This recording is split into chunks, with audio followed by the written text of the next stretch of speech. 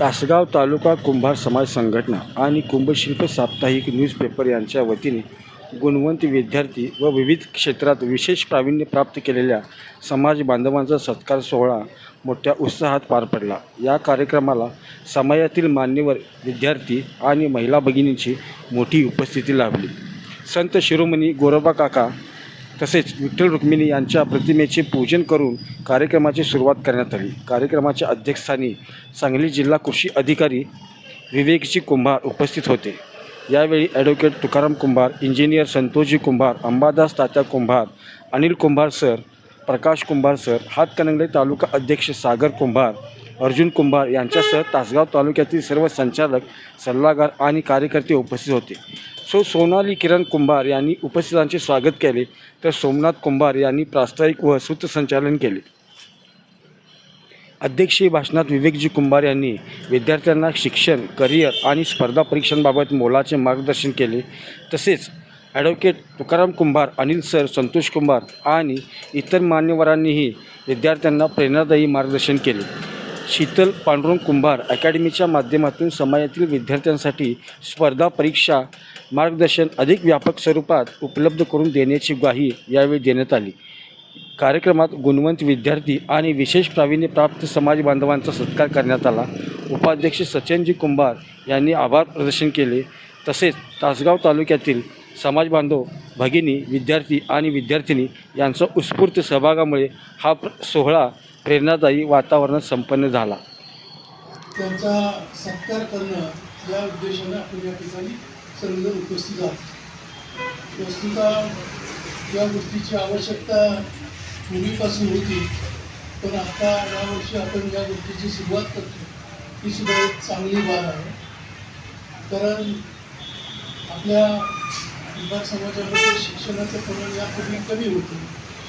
कालांतरानं गेल्या 7-8 वर्षामध्ये बरीच प्रगती झालेली आहे।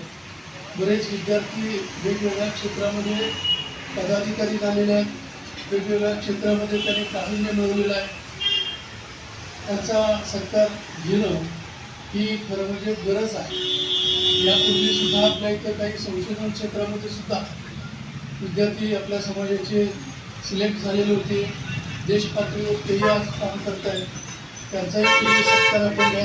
किती गाड्या आहेत, किती पैसे आहेत याहीपेक्षा किती माणसं आहेत याहीपेक्षा ज्ञान ही खऱ्या अर्थाने भविष्य काळामधली संपत्ती आहे। ज्ञानाच्या जीवावर तुम्ही स्वतःचा चरितार्थ, त्याचबरोबर कुटुंबाचा चरितार्थ आणि समाजामधल्या काही चांगल्या गोष्टींचा पुरस्कार त्यामध्ये तुम्ही करू शकता। कारण आता ही जर शिक्षणाची जागृती समाजामध्ये जर झाली नाही तर आपल्याला अलीकडचे आपण वृत्तपत्र जर वाचली तर एक गोष्ट लक्षात की रोजच्या रोज गुन्ह्यांच्या बातम्या, मग गुन्हे कुठल्या स्वरूपाचे आहेत, कुठल्या स्वरूपाचे गुन्हे का होतात याच्या खोलामध्ये आपल्याला जायचं नाही।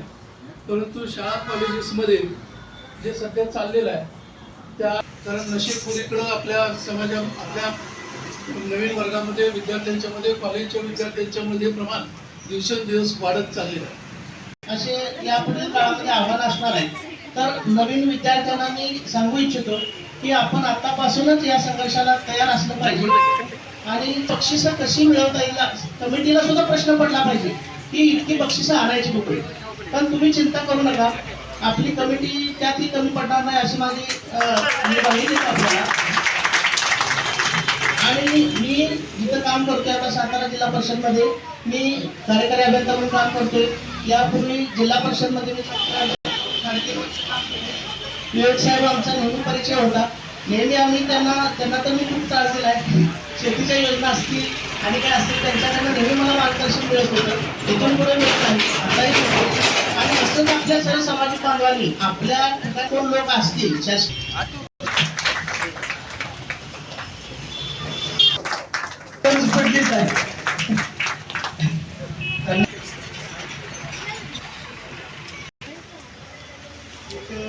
दीड वर्षापूर्वी सोमनाथ साहेबांनी हातकणंगले तालुक्यात येऊन एक रोपटं छोटंसं लावलं आणि त्या रोपट्याचं रूपांतर झालं।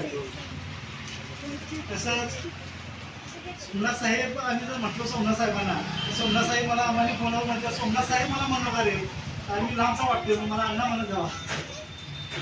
कारण की सगळ्यात सोमनाथ साहेब, आमचे प्रकाश साहेब होते, संतोष साहेब, तर सगळ्यांचं आम्हाला मार्गदर्शन चांगले मिळते. त्याच्यामुळे आम्ही पटकन तालुक्यात कार्यक्रम राबवतो, चांगले